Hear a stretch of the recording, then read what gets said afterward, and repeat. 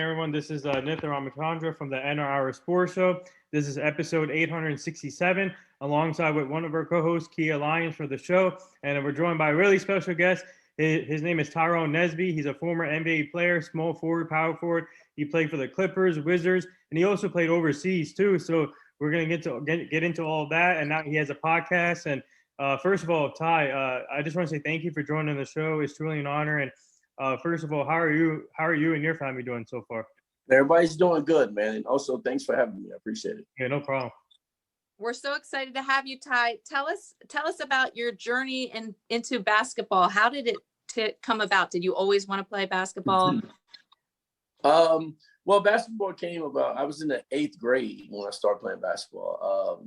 It's a crazy story. I was walking down the hallway and the coach said, "Hey, big fella." And I kind of looked back and I'm like, "You talking about me?" He's like, "Yeah, you play basketball." I was like, "Nah, I actually don't play." And he said, "You should try out today." And I was like, "No, I'm okay. I'm good." And so when I got home, because he asked me my name and I told my last name. And when I got home, he knew my mother. And he was there on our front porch. I'm actually from a small town in Illinois called Carroll, Illinois. It's about 5,000 people in my hometown. So that's why when you say porch, I'm on the porch. So you were recruited in the 8th grade. yeah, 8th grade. I was recruited. Yeah. So my mom asked me, do you want to do it? And I was like, I threw my shoulders up like, I don't care, And so I went out and I was in practice, didn't have a clue about basketball, didn't even know the rules or nothing. And he was just telling me to stand in the middle the whole time and put my hands up.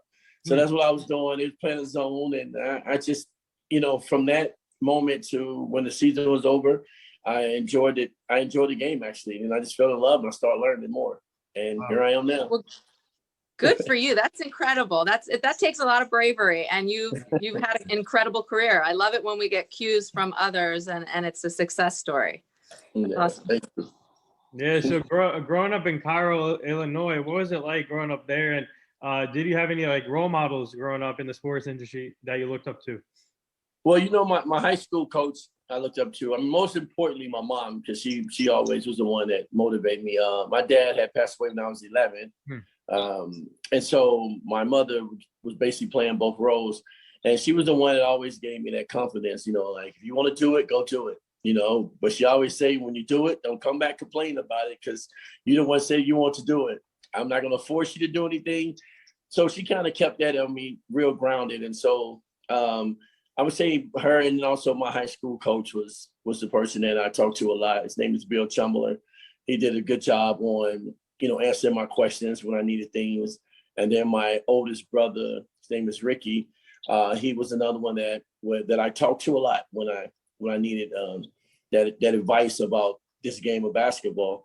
But besides that, I mean, it was just the falling in love with it. I think, I had to continue playing to actually fall in love with it. And once I fell in love with it, then that was it, man. I wanted to be the best. Wow. How did you feel the first time you won a game, even in high school? What was Bill's reaction? What was your reaction? You know what? It was actually pretty good. I was really excited because I think I was a freshman and I got my first dunk in the game as a freshman. And That's the crowd awesome. it was a JV game, the crowd going crazy. I was excited that the dunk went in, because I've been trying it all the time in practice, right. And I would get it sometimes, and sometimes I won't get it. But I think it was a packed game. It was a team that we play against all the time, and it was a packed house. So it was JV game. Of course, nobody come and watch JV game. I do. I go. I still go and watch JV. Oh, you do? Nice. That's cool. I do. That's cool. That's cool. Well, at that time, we had a packed house. Yeah, we don't normally have a packed house, but it was an important game for the varsity. So I got the dunk and everybody went crazy. And I was so excited. That game I'm going to always remember. It sticks with me to this day. Oh, that's awesome. Yeah. Wow. Yeah. So I want to ask you, speaking of the dunking, we'll get to that later because you're involved in some kind of dunk contest that we're going to. Well, I want to ask you. You had an interesting, after high school, you went to 2 colleges. So explain to us that process And what was it? What was the reason for transferring? Obviously, you went to, I think Venus College. Yeah, Vincennes. Yeah, and then you Yeah, went so yeah, when I finished up high school, I ended up going to this junior college that was like I thought it was a good fit for me. Coming from a small town, it was a really good fit. My scores weren't the best in the world, but I still could have got into some D1 schools. It was just not the right one that I want to go to.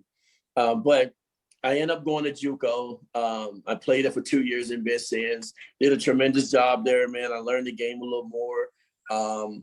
I would tell any kid, you know, because there's a lot of kids nowadays. Everybody wants to go to these big Division I schools, and as you can see, they have the transfer portal, where there are so many kids in that portal because they try to go to a team that didn't fit for them. They was going for the name, but you should most definitely go for a school that actually fit you and people that are after you.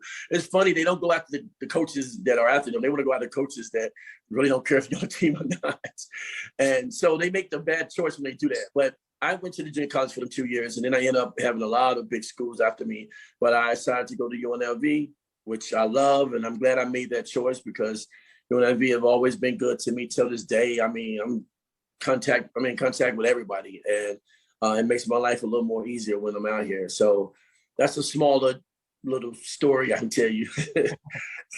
That's so great too, because there's so much going on to stay connected. So much happens in Vegas, like the big three. I was kicking myself for not attending the big three recently. Tell us, how was it to move to South Dakota after that? Oh, wow. I forgot about South Dakota. So I went, so that's right. I did go to South Dakota. Well, you know what? Okay, so when I got done with UNLV, since you brought up South Dakota, now I got to put the other story in. Put it in. Okay. I left UNLV. I left Vegas, and I went to Germany for 1 month. Wow. So I went to Germany, and they wanted to sign me for 2 years, and I told them no because the NBA was on a lockout at that time. So I left from Germany, and then I went to France for 1 month, and they wanted to sign me, and I was telling them no, I don't want to. I'm still waiting for the NBA. Yeah. Then that's when Sioux Falls, South Dakota, drafted me to play in the CBA, and so I left France and went to the CBA, and I was there for maybe about 3 weeks, almost a month. Wow. And then that's when I had New York, Miami, LA Clippers, was the three teams. It was the 3 teams that I could have went to basically tryouts, like the veteran camps they call it. So I decided to go to the Clippers because the Clippers on the West Coast, they got the same type of game that I'm used to. So that's why I decided to went there, which I'm glad I made a decision because it turned out to be a good choice for me. That's amazing. And we have heard from other players that going to Europe really prepares you because that's another type of game in itself. And you had this stepping stone of the colleges earlier. So it sounds like in your situation, it was really well preparing you for your NBA career. No, it did, because when I was over there for them 2 months a month for each team, they do a lot of fundamental like drills, stuff that we don't really do that much. And they focus on that. And that helped me because I had a natural talent, but I still had to work a little bit on my fundamental skills as well. And them 2 months it did help. It helped out a lot. Yeah. So I want to ask you, obviously you were undrafted, but obviously you chose Europe first. And what was it overseas basketball is a faster pace than NBA. So what was the experience like playing overseas basketball first and getting that aspect and learning the game fast? How long did it take you to adjust to the overseas game for you? Well, it was a little different. Like the when you're standing at the line when they're shooting free throws, it's pushed back farther than ours. That was different. I had to learn, which the most funniest thing ever happened to me. I shot the basketball, and the ball rolled around the rim, and so the big man jumped up and knocked it off. So I'm screaming at the referee like, "Let's go, Ted! Let's go, Ted!" I didn't know they was allowed to do that. Wow. They didn't even tell me that. So I'm sitting there looking like the crazy guy, screaming at the referees and everybody, and the coach called timeout. And I said, hey, he's not allowed to hit the ball off the rim. He's like, yes, here we can do that. Yeah. So, but it was funny to see the Euro step that I seen when I was there in Europe, which now in America, they adopted the Euro step. And so it's funny, I was looking at the Euro steps back in 2003. 2004, they was doing that. Wow. So it's funny to see that America adopted that move. What were the fans like in Europe, like in France? Can you understand that? I mean, and it's already emotionally, it's hard to speak unless you spoke French. All I hear is Nesby. That's the only thing that I can hear. Okay, well, that's a good thing. Yeah, but it's funny. They screaming and they're especially the teams that are going against you. All you hear is whatever they say, and then all I hear is Nesby. Whatever, Nesby. But they got this mean look on their face because they wanted us to lose. Right. So I know they wouldn't say anything good, but hey, it was good for me. I didn't understand. It was better. Yeah, all you heard is your own name. That's awesome, actually. I kind of like that. Did you have like an interpreter for you on the sideline just in case? Yeah, you know what I did, especially when I left the NBA and went to Europe, because I went over to Greece and I went to Yugoslavia. I was over in Lithuania, which was a really nice country. I love that country. But in Lithuania, did you say? Yeah, Lithuania, yes. Oh wow, yeah. My family's from there. That's cool. Never been. Serious. Yeah. That place is by far my best spot because the people there was so nice to me. Anything I wanted, they was always looking out for me.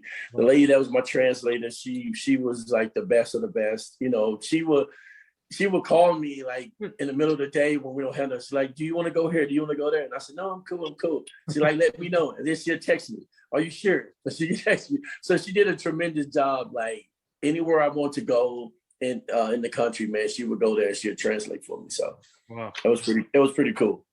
Very cool.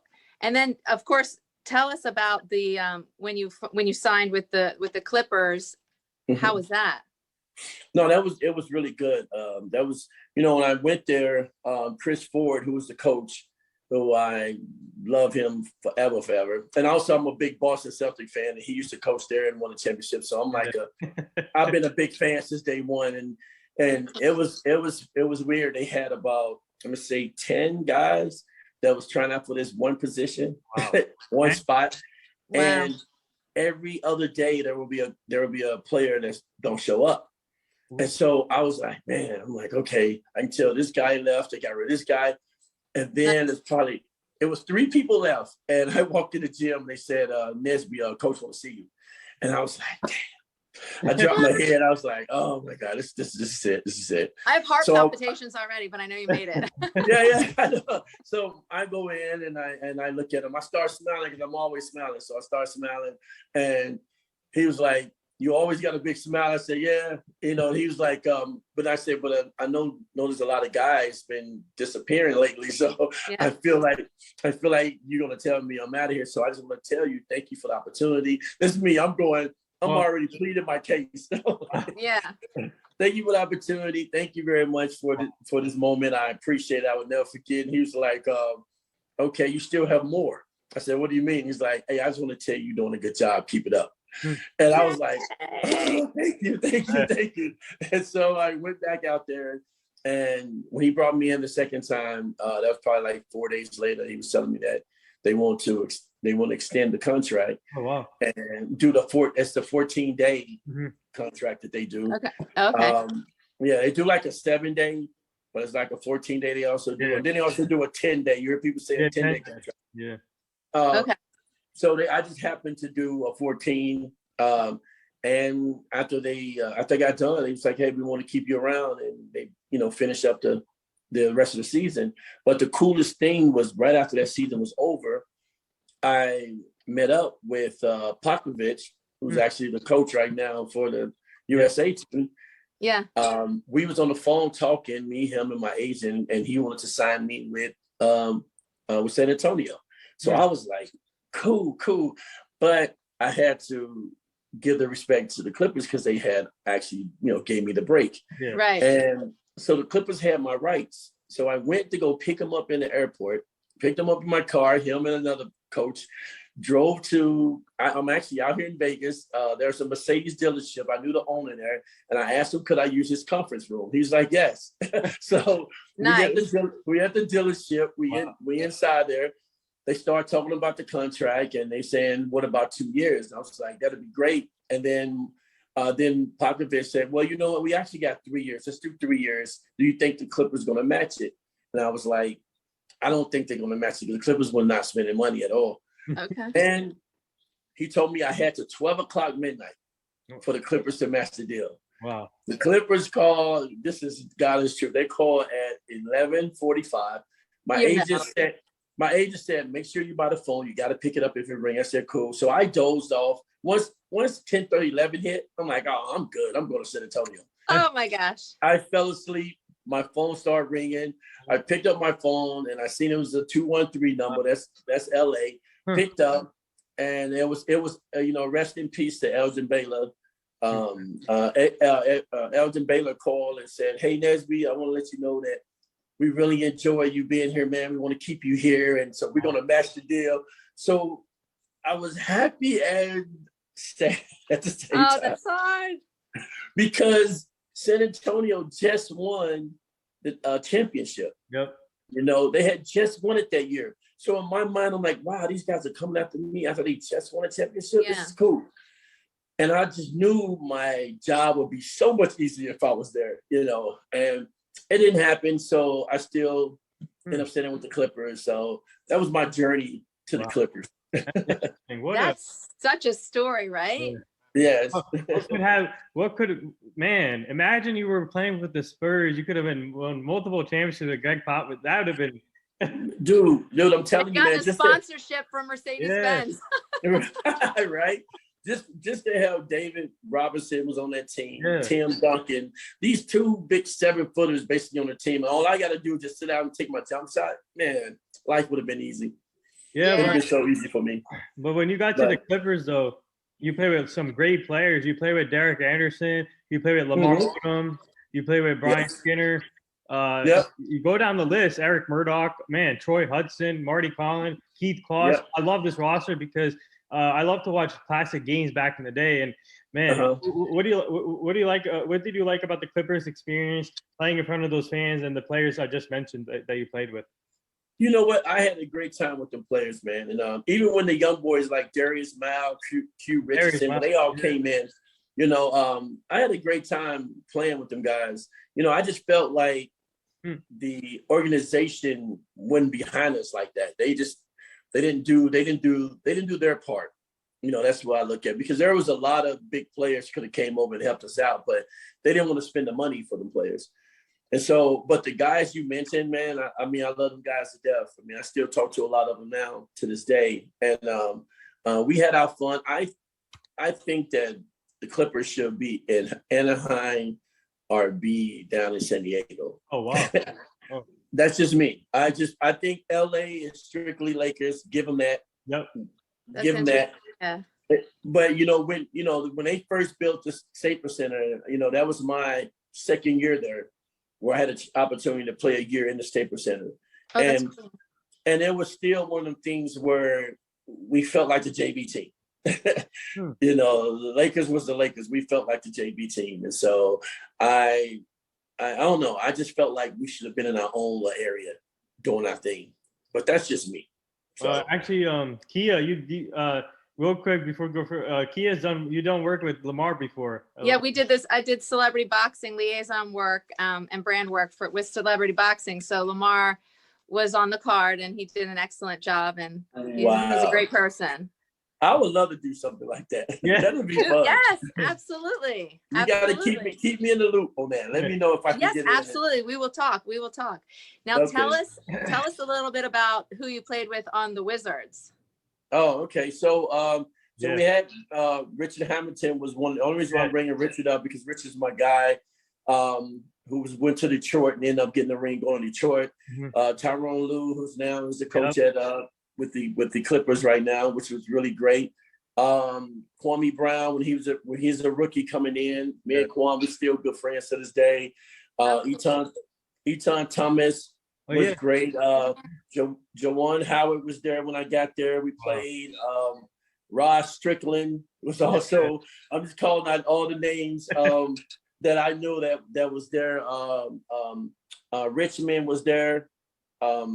So, and then also, to end it with Mike, playing with Jordan for, for the years, because, Mike was, he was a heart of everything. So, but I enjoyed it. I enjoyed it a lot.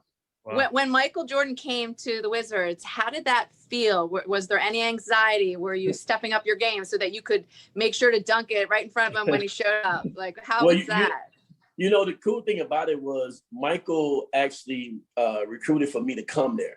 Oh, okay. So when he was in the office at first, he the one traded 2 guys for me to go to the Wizards. Oh, that's amazing. So when I went there to the Wizards, I kind of felt okay. I felt good because Mike wanted me. But a small story about that, there's a story behind that, is I was in Phoenix. We was playing against Phoenix, and Charles Barkley and Michael were really good friends. Mm-hmm. So the hotel we was in, Charles was staying in the same hotel. Well, Mike came and stayed there too. Well, I don't know how do I end up shooting pool with them, but I did. So we was actually on there shooting pool, and Mike was talking about the Wizards trying to rebuild. We're trying to do something different. How you like the Clippers. At that time, I just felt like Clippers was not trying to win. I think they was just more hey, we here. The tax write-off, we here.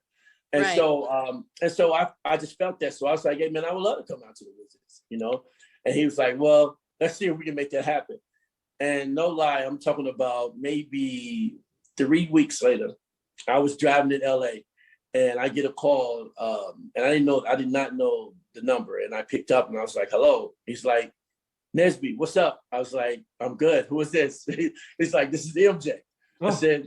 I said, MJ, wow. MJ who? Who's I said, MJ. I said, MJ who? He's like, this is Michael Jordan. I said, Mike, what's up, bro? And so I got all extra happy, and we're talking back and forth. He said, the deal just went through. You're going to be coming to Washington. And I was like, well, nobody called me. He said, don't worry, you get a call in the next couple of minutes. But this was on a Wednesday evening. He said, I already got a ticket for you for Friday morning. So you'll be leaving out Friday morning. I said, Mike, I got to get my stuff together. Don't worry. We have people taking care of that. You just get on the plane Friday morning. I was like, what? And behold, 2 minutes later, the Clippers called and kind of told me what happened. And I had to feel sad. I had to act sad, like, oh, okay, but I really wanted to go. I'm not going to lie. Yeah. And so I end up going and got to DC, man. It was just a whole different vibe when I got to DC. It's so different, but we are so glad you're here to share the story. It's incredible. Amazing. That's a good story. You just shared amazing back-to-back stories, man. Your story is awesome. I know. Push it another hour. We need another hour. Literally, I have the Michael Jordan wingspan photo, like the giant picture above my pool table right there. That's so great through a pool game. Cool. That's Wait, cool. whose team were you on? Who on the pool? Yeah. It was kind of like 2 guys who playing each other, and whoever had winners jumped on with winners. So we really didn't have a team. Nice. But Michael very competitive. So I'm very competitive too. So I feel like we battle. We battle. Nice. Speaking of Eton Thomas, I had him on the show last year, and nice. It was an honor talking to him. What a great player, and he's doing a great job with his show. He has his own show too, and but I want to ask you about Herbert Davis, who's now the head coach for North Carolina. Yeah. Oh my God, I forgot to mention him. I'm so sorry. I played with him. Yeah. So what was it like being his teammate and seeing him evolve to where he is right now as a coach, and to get the opportunity to succeed Roy Williams in North Carolina? First of all, Hubert, if you're listening, congratulations, bro. I know I'd sent information to you already about that, but congratulations. I think he's doing a great job over there. One thing that he did that made me just really fall in love with him when he reached out to say, I'm going to hire all former players. I mean, that's how a university should be. I'm not gonna even lie. You should keep it in-house. These guys have brought so much money and championships to your school. You should at least have a job for them, if they want one. So as a person, Herbert was always quiet. He's really quiet. If I'm not mistaken, I don't know if he told me that is his family like a pastor or something. I don't know. His father, I think that, I don't know if he told me that or not, but I know when I talked to him, he always the one that would calm me down because I was always the hype one, very hype, and I was the one that that door cell battery just keep going and going and going. That's me. So he will always just try to teach me the game, and also the business side of the game, make sure you do this, make sure you do this, and watch out for this. But I would think he would do a tremendous job there because he got the understanding of the game. He have the mindset of a coach, and I hope he do well over there. With such amazing stories and life, are you a very spiritual, prayerful person? I grew up around the whole spiritual life and being around my my mothers and my brothers and my aunties, uncles. Everybody was very spiritual, so I think it's in me from them. Okay. So especially when I'm making decisions and stuff, I think they do a good job. Sorry. One second. All right, see you guys. So I think they do a good job on grounding me. Because there are things I know from right or wrong. I know things. Now I'm not gonna lie, I don't how you want to say it? I don't go to church, but I believe. But I believe. Yes. Though. I believe. And I treat people. Yeah, I treat people how I want to be treated, so I respect everyone, everybody on this earth I respect. And I think that being around a lot of spiritual people kind of, it's in me. It's just, I don't really talk about it that much, I guess. Yes. Well, that's awesome. So is Herbert's father named Mel Davis? Yes, I think that's his name. Yes. Yeah. So I'm looking at it right now. It's I think he's a former Harlem Globetrotter. Oh, wow. Yeah. That's pretty cool. Yeah, interesting. Yeah, it is. That is. Wow. Ty, tell us about one of your most memorable NBA experiences. I know you had the dunk when you were younger. That was a great memory. But what's one of your most memorable NBA experiences? Okay, I would tell you one. I got numbers, like probably 20 of them, but there's one that sticks to me. And Michael was on the team. Well, we call him M, just the letter M. We call him M. So we try to get him hip with the younger group of people. But he was shooting. It was at Miami, and he was shooting the basketball. And I was in the game, and I'm sitting there on the free throw line, and he was about to shoot. And that's his first time got fouled by the shoot. When he went up and was about to release, everybody in the stadium took a picture at the same time with the flash. And so I looked, and everybody looked, and everybody in the stadium started laughing. Wow. Everybody started laughing. I'm laughing hard. And I know that I'm in like so many pictures in this world now just because of that. Yeah. So, and he took his second shot and everybody flashed. Right. And that was so much, like, I'm just like, wow, this guy is really the man. It's like he's really the man. And I enjoy being around him. That memory will stick with me forever. And it's not even a memory of myself playing. It's just a memory of just knowing that them people got this picture and they're so excited about having this picture. Yes. That it's like, man, and I'm sticking with this memory of everybody else. It was a great moment. That's incredible. My favorite thing about live basketball games is the energy, and when someone shoots and the crowd cheers, it fills you, and I can't even imagine that moment. Yes. It's a great moment. And then they was rocking the bus too. So when we was leaving out, they was all on the bus, right? I mean, we had to drive out so slow because there were so many people on the bus. And these are Miami fans. It's not even, they weren't even Wizard fans. Yeah, that's amazing. Wow. So I want to ask you, this is a two-part question, actually. You won the ULEB Cup championship in 2005, and also want to ask you about the Greek AllStar slam dunk champion. You won the slam dunk champion. What was that like? That's right. Oh no, that was great, man. That was a great moment. I had just left from the NBA and I went to Greece. So in my heart, I always feel like I try to represent the NBA as much as possible. So I'm always, when I go out and play, I go play hard because I want kids to know that the NBA is not that easy. You really have to. So I had a moment there to go against some younger people, had really nice hops, can get up, do some dunks. And in my heart, I felt like, well, this would be the moment where if I can go out and just win this and just wake everybody up to let them know that even though I'm done with the NBA, that I was an NBA player. So I knew it was going to be hard, but I ended up pulling it off. The last dunk I was waiting for, to go between my legs. I didn't want to go jump in there and go between my legs unless I knew it was going to be the final dunk. And I got to the finals and I did it and I won it with that and people went crazy. That's amazing. I need to see the clips. I bet that's amazing. Oh yeah, I think it's on YouTube. They clip. Okay. And I think it's so great too that you became a coach after that, a head coach in PA. I'm in Pennsylvania. So how does that feel to give back to coaching? Where you at in PA? Outside Philly. Oh, okay, nice. Yeah. Okay. All right. So when I left DC, DC. When I left San Diego, and then we moved to outside of Reading.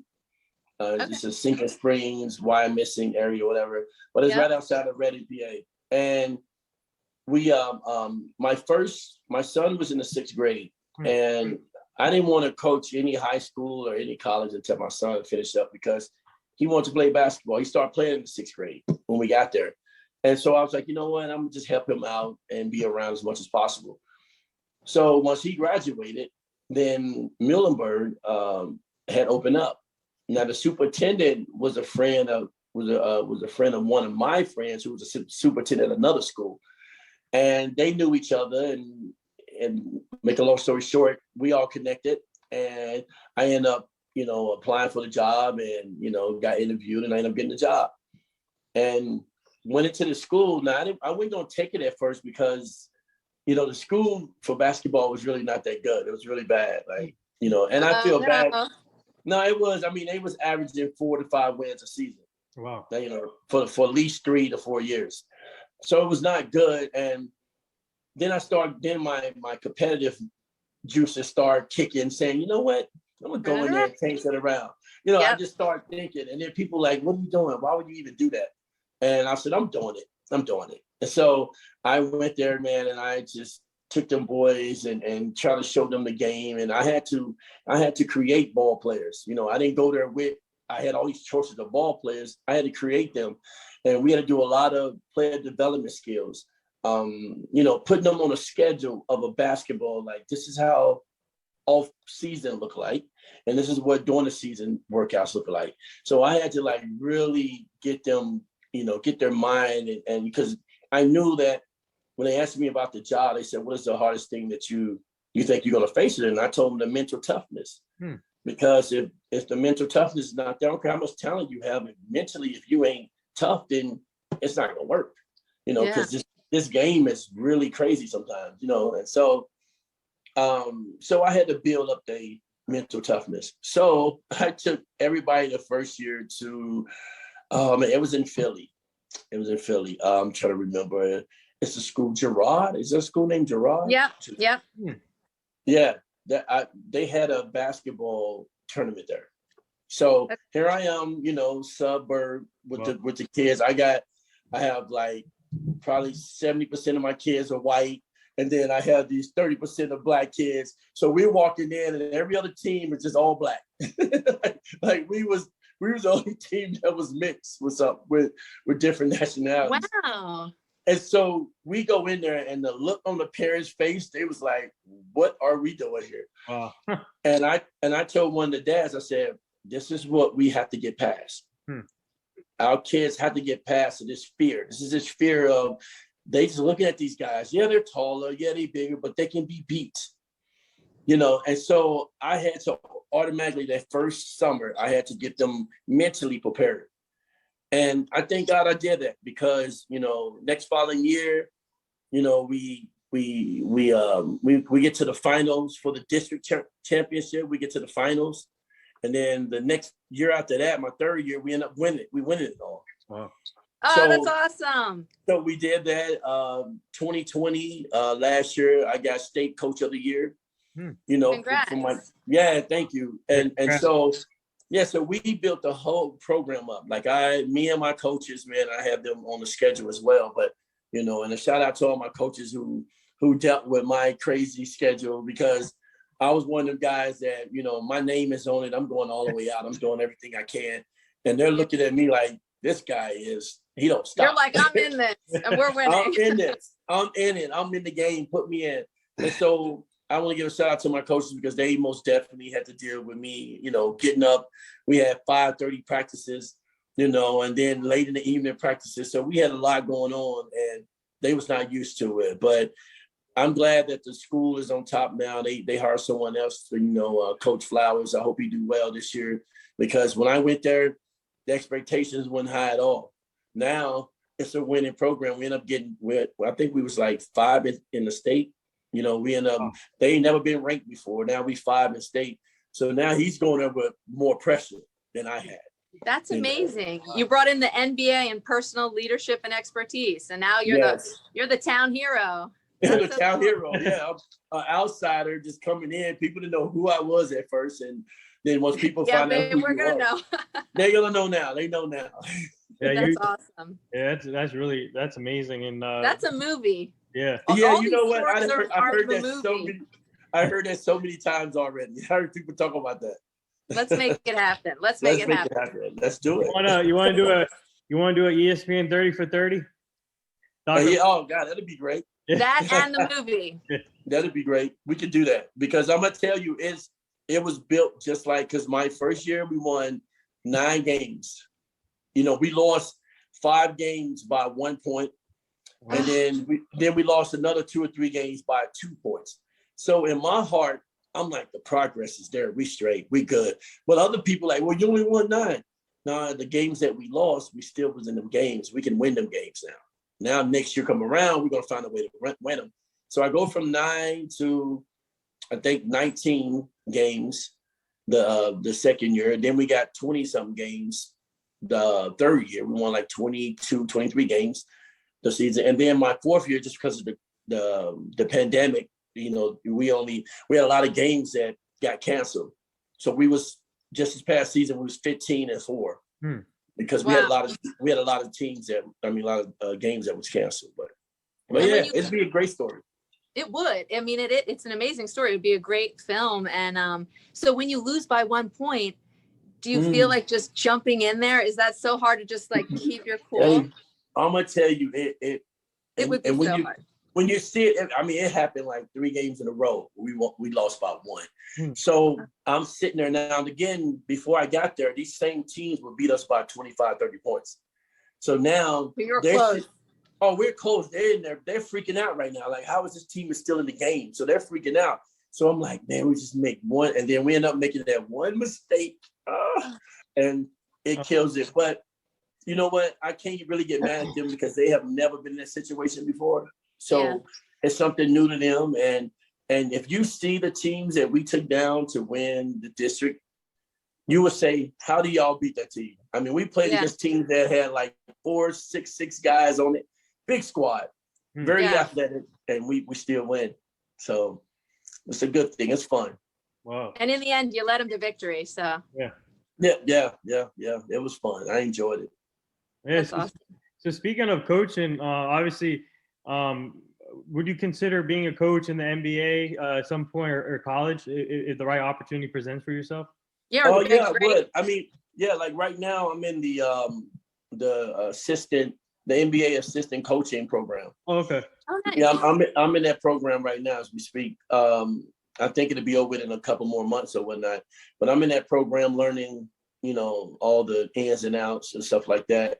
But I most definitely would love to be a college coach as well. Or, you know, who knows, man? I may, you know, end up jumping back in high school for another year or two. I mean, everything is open, but I think being, you know, coming to Vegas and be able to get into Vegas, I want to get back into my training, my one-on-one training, my camps, my, you know, my private trainings. I really enjoy doing that, player development. Have you been to the big three yet? Have you attended? You know what? I'm gonna go to the next one. They're gonna come back to Vegas, and I'm gonna connect with Cube tomorrow, man, and jump there and go there and check out a couple games. Oh, wow. It'll be fun. Yeah, that'd be awesome. Oh, I might need to check some out too. Yeah. Oh yeah. Get on out here. Yeah. Come on out. I love Vegas. Diddy's ice party in Vegas. That was one to remember. I know I'm missing out.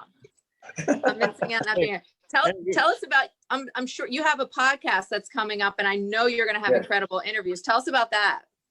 Well, yeah, the podcast is going to be, it's Organic Sports. It's organic with a K at the end.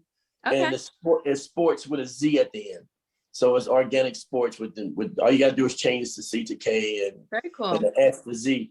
We actually going to have a lot of big guests that I have contacted. We are setting up to do the interview, but it's going to be out in the fall. So, you know, I've reached out to Sean Marion, reached out to Stackhouse, Jerry Stackhouse, Larry Johnson. Nice. Of course, we're going to have my man Kwame Brown, because everybody's been listening to him lately. He's been really out there, you know, and I most definitely want to have him, Eton Thomas.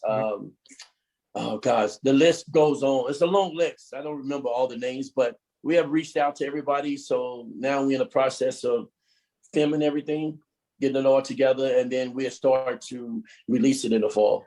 Oh wow, that's amazing. Well, we look forward to it. It sounds amazing. I think it's a great thing. Podcast, guys coming together after they've played together and just sharing experiences. It's priceless. Right. So the reason why I started the Organic Sports is because when I was in high school, I don't know, you read things that's not true about you, and you see things that out there.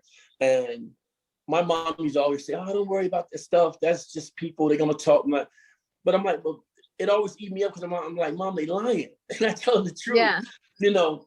And so with the Organic Sports, I thought about this probably about 2 or 3 years ago. I was like, we need a platform where former and current players can come in and voice. And they can voice their opinions. They can have people hear their perspective on things, and also just tell their story about, because there's some things that people write about you and all that. You want to be able to come out and clear the air, because at the end of the day, people believe what they read. Mm-hmm. And so I felt like, you know what, I need this organic where guys can be themselves, come out. And, you know, it's kind of fun. It's like me talking to you guys right now. You know, I'm being who I am, and you guys being who you are. And that's what's so cool about this. Yeah. Well, that's amazing. We appreciate that's such a compliment. And it's so powerful. It's so powerful when you share your own story, when you can tell share your own heart, really. Yes, that is so true. And I think these guys didn't want to talk. I think they just don't want to go to these bigger platforms like your ESPNs, you know, and the NBA, where they're going to chop and paste and whatever they're going to do. See, we're going to go live. We're going to have everybody who want to listen is going to listen. It's not going to be chop anything. It's going to be like, this is what this guy said. And we're going to make sure that the world hear it. And that's what the Organic Sports is about. Right. And that's an amazing thing, because it is what it is. There's no angles. It's just, that's what it is. Yeah. Because you know what? I mean, these guys like myself, man, you work so hard to put your name out there. And that's what you have. Your name is what you have from working hard. And then you have one story that's completely, probably 25% of it is true, but the rest is not, for them to get views. And then you got to sit back and just take it and just let people just say what you want to say. It's not cool. It's not cool at all. So I'm hoping that this platform can grow for them, for the players. I hope it grows. And you know, we see where it goes in the next year from now. It will. Everything you do turns to gold. So it's going to grow. It's going to grow. God. Sometimes I feel like it don't turn to gold because sometimes you have the moments where you wake up and you're like, what the hell am I doing, man? You're just waiting. You're waiting for it to turn to gold. Yes. My motto is to represent BU. So I think it's awesome that you're giving players and guests an opportunity to represent and to set the record straight, because you sit there as a paid professional and you have to be quiet and you have to perform. And that's got to be such a challenge. That's what I imagine is one of the greatest challenges, aside from being away from your family, is just being quiet. Like Shut Up and Dribble was so powerful to me. You know what I mean? Like, you just have to be quiet. Yes. And you know what? And it's tough because you got these people that's behind that are speaking on these platforms. It drives me crazy because they think they know what you're thinking. They think none of them haven't played on that level you played. None of them haven't devoted themselves like you have to the sports, because see, I can go behind the camera or I can go to work a 9 to 5 and have a bad day because guess what? I don't have millions of people watching. But when you're out there on that basketball court, you can't have a bad day. Yeah. You know, your bad day is you're going to get exposed to a point where people are saying, what's wrong with him? Maybe maybe his wife is leaving him. Maybe, like they're going to come up with all these stories and you can't even say anything because you got to focus on the next game. And it's not right. So I think this platform, like I say, I want to give these boys opportunity to just, express themselves. Yeah, they're going to love it. That's really amazing. And if you guys need any help with sharing your stuff or promoting it, we're willing to help you guys and that'd be great. And share the stuff on the story and all. So that'd be great. I really appreciate that. So now we do this fun little segment. Oh, sorry, what were you gonna say? I said absolutely. I was gonna say I'll get the water. I'll show up. You know what I mean? I'll listen to the interview first. Right. Sounds amazing. So before we let you go, we do this fun little segment on the show. It's called a rapid fire segment. You ready for this? Okay, rapid fire. Shoot it at me. All right. Since you're a former Clipper, I got to ask you about Kawhi. Kawhi Leonard's laugh or Kevin Hart's laugh? His what? Kawhi Leonard's laugh or Kevin Hart's laugh? Oh, man. I would go with Kevin Hart. But I love my players. Yeah. What's your favorite sport to watch, since I know you have kids too? My favorite sport would be bowling. Okay. Wow. I love bowling. Very cool. How's your bowling game? Oh, it's good. That was the first thing I done. My mom put me in bowling when I was 3 years old. Oh wow. So I've been bowling. I bowled way longer than I have played basketball. That's awesome. Oh, okay. Now it's your turn, Kia. You want me to get okay? Yeah. Favorite place to vacation if you can go there right now? I'm here, Las Vegas. Nice. Vegas, yeah. I'm here. Nice. I went to Vegas for my 22nd birthday, and Vegas is split. I love Vegas, man. Yeah. I always love this place. Yeah. So I got to ask you, do you see Kawhi Leonard staying or leaving? Well, no, I'm gonna say stay. If Paul George is hanging around, I think he's gonna hang around with him. Mm-hmm. Favorite film? Favorite film? Oh my gosh, it's always a hard one, right? Yeah, the film.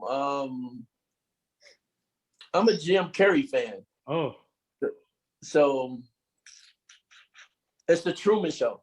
Wow, nice. I love Jim Carrey. He's awesome. Jim Carrey is one of the best. I love him. Funniest teammate. Funniest teammate? I'm gonna say Troy Huston.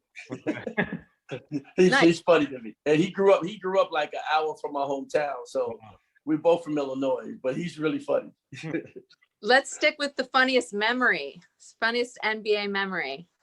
Funniest memory. Or one of them. One of the funniest memories. Oh gosh, do I have a funny? You got me really thinking. Oh man, I don't even know if I have a funny memory because everything is always so serious. And I can say when, and this probably you probably won't think it's funny, but when what was the guy? Charles Oakley and Jeff McGinnis was on my team. Mm-hmm. And they get into a big argument at shoot-around, and it was over some like shoes or something because they both was with the same company or something. And I think they send the shoes to, like, I think Charles Oakley got Jeff's shoes, he got his shoes. They started playing and arguing about whose shoes was the best. And I just thought it was just funny to me because I'm like, you guys are multi-million-dollar dudes and y'all sitting here tripping off the shoes. Wow. So that was my moment. I couldn't stop laughing. I thought it was so funny. Wow. I imagine it was. So, what was it like playing against the late Kobe Bryant? Oh man. Wow. Yeah, Cole, it always touched me when you say his name because we used to work out every summer, man, together. And I suppose I had my basketball camp that summer. He passed away in January, but that time I was at a camp there at his place. And you said the memory, like the just the summertime with him, man, to be honest with you. We worked out, we shot a lot. The memories would never ever leave me. Just being in the gym with him pushing me a lot, no matter what. When I never forget, he had a commercial he had to do. And I'm sorry to make this go longer, but he had a commercial he had to do, and we already worked out for three hours. Wow. And then he found out that the commercial got canceled, and he came back. I already had my towel on, about to go take a shower. He's like, "Hey man, let's just go on and just go for another 30 more minutes. I got time." And I was in my mind, I'm like, "Oh, dude, I'm done." But it's Kobe, so I threw back on my shorts, my wet shorts, just to let you guys know, and went back out there and played for another 30 minutes. So that's my moment with Kobe, man. There's so many more, but that's one that will stick with me. Wow. That's amazing. He commands that excellence. That's awesome. Yes, he do. Yes, he do. So he's a hero, you're a hero. What's some advice that you would give to the kids when you coach these kids? Because I know that they looked up to you because you got them to just adapt and adopt an NBA schedule and win. You won them over. So what was some advice that you gave to the youth? One of the things I was telling them, set their own expectations. Don't let people set their expectations on you. I tell the kids, how bad do you want it? I don't want to hear about how bad mom and dad want it for you. I want to know how bad you want it. So when you know that you want it bad, then you put the hours in. So I always tell the kids, set your own expectations. Also tell kids, don't let other people put their fears on you. Because people are quickly to put their fears on you because they're telling you no way you can do it because they can't see you doing it. But you know that you can do it. Get it done. And so these are things I let kids know because people will put their fears on you. And so don't let that happen. Just believe in the workout, believe in what the coaches are telling you, and then just go out there and better yourself. And never give up. You're going to hear this a lot. It's the saying that you hear all the time, never give up. I mean, I have to tell myself there a lot, don't give up on it. Don't give up on it. And the kids out there just continue because I was a little country boy out of Illinois who never played basketball until 8th grade. And if I can do that and make it to the NBA, then kids that have everything laid out in front of them, shooting machines, the coaches, the gym, you most definitely have the opportunity to make it to the league. But you got to know that it's not easy. But we know if it was easy, everybody would do it. So for the kids out there that are listening, stick with your dreams, whatever your dreams are, whatever your goals. And also, to set little goals. The NBA is the big goal. But guess what? When I was in the 8th grade going to the 9th, my 9th grade goal was to try to make the JV team. Not varsity.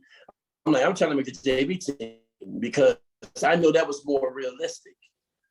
Varsity had so many good ball players there. I know I wasn't going to be able to start varsity. So I was like, make the team, and then I want to start. Then once you do that, you make that team. Now I want to try to start varsity. Then I want to go to Division I college. And then I want to go to the NBA. So there's like goals you want to set. So set goals for yourself. And like I always say, let it fly. Keep shooting it till your arm fall off.